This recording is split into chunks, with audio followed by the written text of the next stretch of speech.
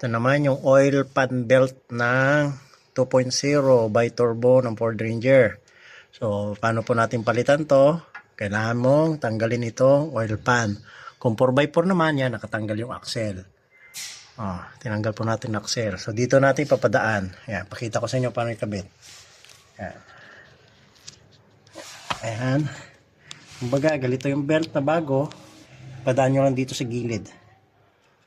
Ayan. Dumaan na yan. Hanggang gunon.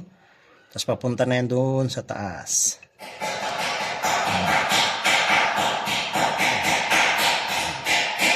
Pag pumunta na doon sa taas, kita na niya. Akyat pa tayo para makita. Ayan. Ayan, makikita yan. Ayan. Ayan na tayo ngayon. Then, lagay na po natin ito. Saka natin i-shot na ito.